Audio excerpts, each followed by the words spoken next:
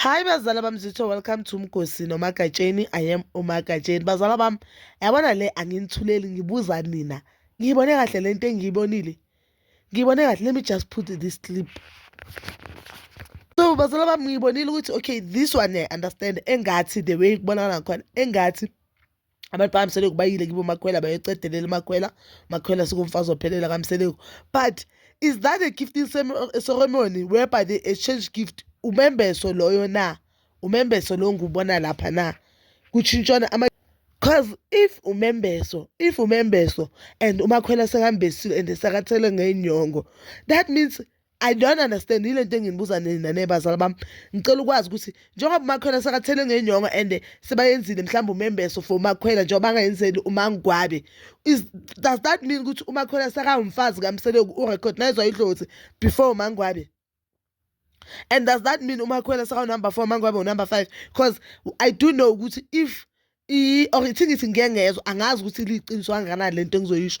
If ngishada manje, then mangishada bangilobola lese bayalobola, then abangitheli ngenyongo lapho, angisuma kodwa kuloyo muzi ngokuphelele, like angoba simbesanga angisuma kodwa kuloyo muzi kuphela. Nengane engazithola zine right ukusebenzisa isibongo sasekhaya ngoba lapha zange bazi bangenzele konke kuphelele. Abantwana bami basazowela edlozini lasekhaya ngoba angithelanga ngonyongo, angisuma kodwa lapha ngokuphelele.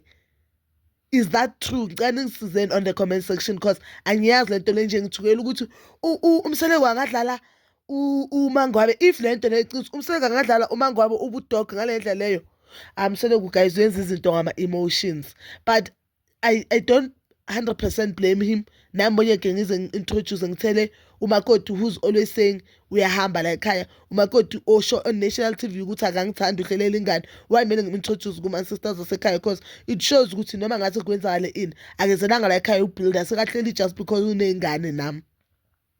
Not unless lento yabo bayenza on TV. I am so happy for umakhwela. I don't wanna lie, I don't have anything against umakhwela. I feel like umakhwela ufana wonke amakhosikazi alanywe after umacele. She do have a right ukuthi acuma umseleko because umseleko kuyindoda efuna isithembu. And mina I for one into engihlala ngisho ngomakhwela, angikaze ngeva or ngabona umakhwela akhuba anyone.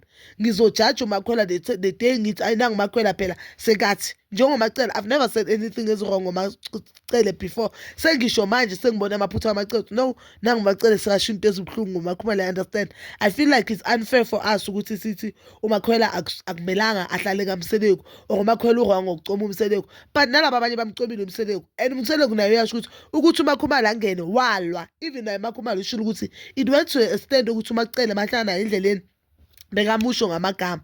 You understand? Uzosha amagama abuhlungu. So it shows ukuthi umakhumala ukuthi alotshole kwaliwa, umangwabi ukuthi alotshole walwa, to an extent ukuthi umayeni it's even hard up until today ukwamukela umangwabi ngoba uthi umangwabe wayazi ukuthi yena nomseleko bayazwana and yena nomangwabe bahlala duze naduze. So you understand ukuthi indaba kamakhwele iyafana neyamangwabi. So angekho mina unkosikazi engimuzwe akhuluma ireason evile ukuthi umakhwela angangeni. Okay, umakhumala niya-understand ukuthi ukuphula isizathu kuphula umseleko kuphula i-agreement that they had, but akusifault kamakhwela. You understand? Akusifault kamakhwela. And I feel like they are being too hard on umakhwela and they are blaming ama-mistake kamseleko to umakhwela nje kumakhwela nje. Ngimjabulela, ngifuna ukucamba manga ngimjabulele. I didn't say any reason ukuthi bangayikocedelela umakhwela ngoba it seems like umuntu ophansi. Obviously 2000 okugola amehlo uzokwenza. She's still young.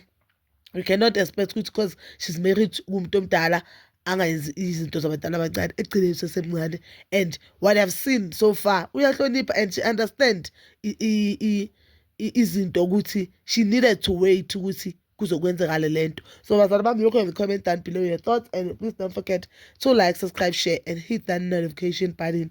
Nginithanda ukuya nokubuya.